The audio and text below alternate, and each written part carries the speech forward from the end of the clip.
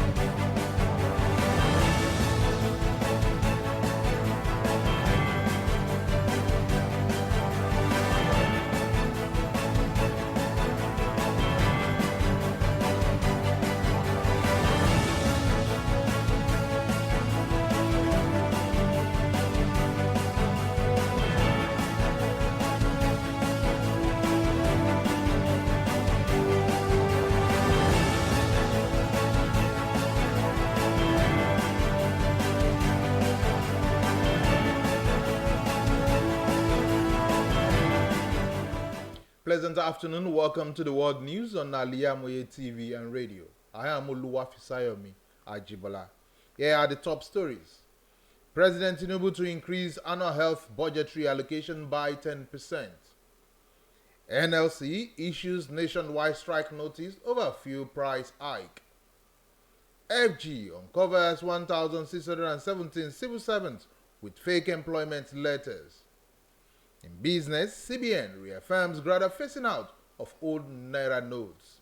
And in sport, 2022-2023 seasons of Nigerian National League to kick off in August. Details coming up shortly.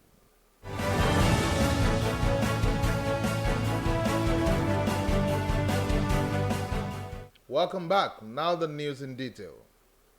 President Bola Tinubu has announced the move to increase the annual budgetary allocation of the health sector by 10%. Mr. President also noted that there is the possibility of an additional increment if the allocation is managed judiciously.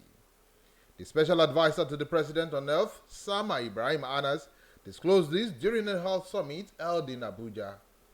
Describing the budgetary allocation to the sector as abysmal poor, Ibrahim Anas assured that the President was committed to financing the health sector.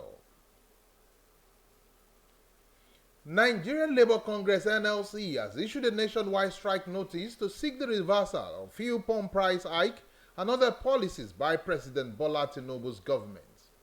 NLC spokesperson Mr. Ben Ukwa confirmed this on Wednesday.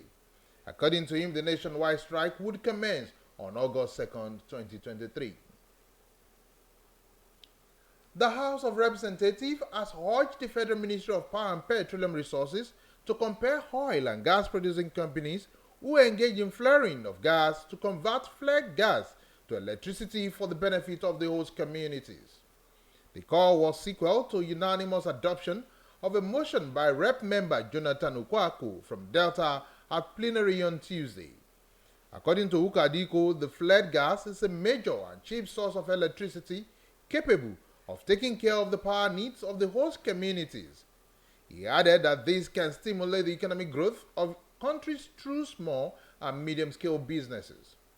In his ruling, the Speaker of the House of Representatives, Tajuddin Abbas, mandated the committee on legislative compliance when constituted to ensure implementation. The head of civil service of the Federation, Folashade Yemi, on Tuesday, said that a total of 1,618 civil servants with fake employment letters were uncovered by the government. She also noted that the government was working towards an upward review of the duty tour allowances of civil servants. The head of civil service in the Federation disclosed that while speaking with journalists in Abuja ahead of the 2023 Civil Servant Week, she added that the committee was working towards salary harmonization in the civil service. Speaking further, she noted that the federal government has no plan to reduce work days over increase in price of petrol due to the removal of petrol subsidy. Away from that, Governor of Ogun State, Dapo Abiodun, has disclosed plans by his administration to reactivate the state-owned bulk purchase program under his gateway trading. Governor Abiodun, who made this known during an interview in Abeokuta, noted that his administration will also introduce an agric and food palliative, which, according to him, would help at supporting farmers to boost food production. The governor noted that the bulk purchase program will allow the state government to purchase food items at pre-deregulations prices. Governor Abiodun also said that the introduction of an energy transition plan, which was conceived some months back by his administration, will allow the state to migrate from depending on petrol or diesel to power public transportation to using compressed natural gas, CNG. The National Agency for Food and Drug Administration and Control, NAFDAC, on Tuesday said the artificial ripening of fruit using calcium carbide can damage vital organs of the body when taken. Director General NAFDAC, Professor Mojisola Adeye, warned that the consumption of artificial fruit causes cancer, heart and kidney failure that can lead to sudden death. Adeye gave the warning at the flag off of the Northwest Zonal Sensitization Workshop on the dangers of drug hawking and ripening of fruit with calcium carbide held in Kaduna on Tuesday. Adeye, who was represented at the event by NAFDAC Director of Chemical Evaluation and Research, Leonard Omokpariola, noted that the process of artificial ripening of fruit using calcium carbide is illegal and must stop henceforth.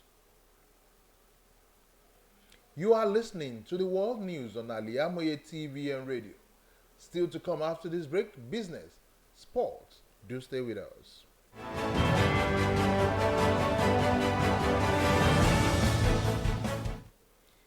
In business, the Central Bank of Nigeria, CBN, has reaffirmed its commitment to gradually phase out the whole 200 naira, 500 naira, and 1000 naira note while issuing new currencies. This was disclosed by the acting governor of the Apex Bank, Folasodun Shonubi, during the Monetary Policy Committee meeting held at the CBN headquarters in Abuja on Tuesday.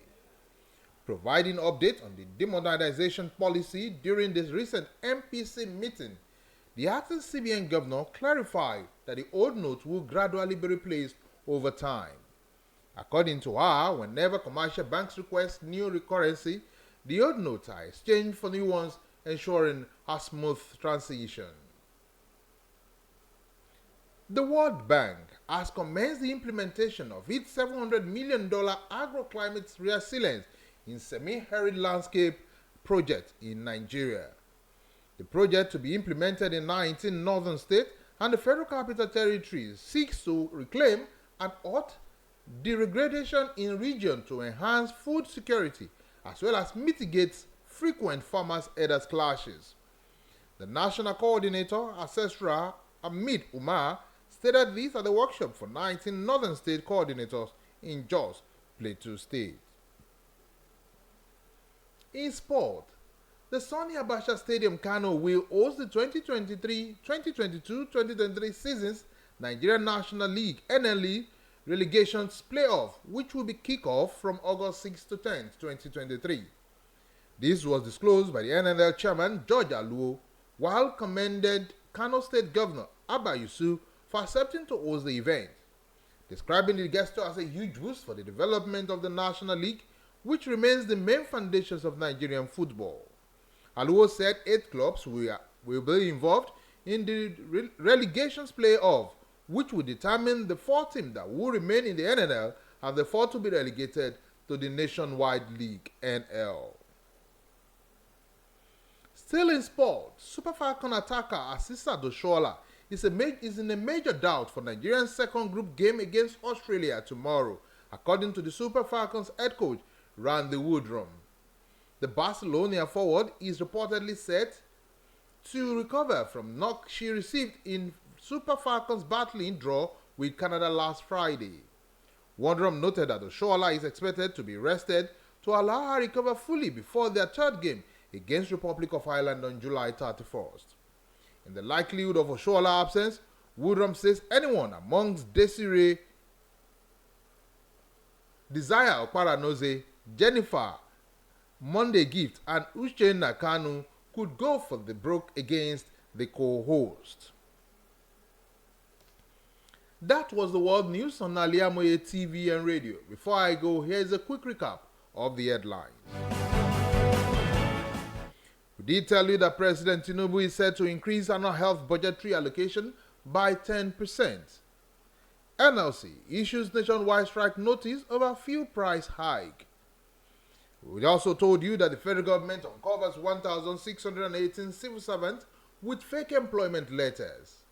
And in business, CBN reaffirms greater phasing out of old Naira notes continues. And in sports, 2022-2023 seasons of Nigerian National League to kick off in August. The World News was edited and produced by Abidat Taurid. I am Oluwafisayomi Ajibola. You can join us on all our social media handle at Al-Iyamoye, be it Facebook, YouTube, Instagram, and TikTok. Good afternoon and do enjoy your day.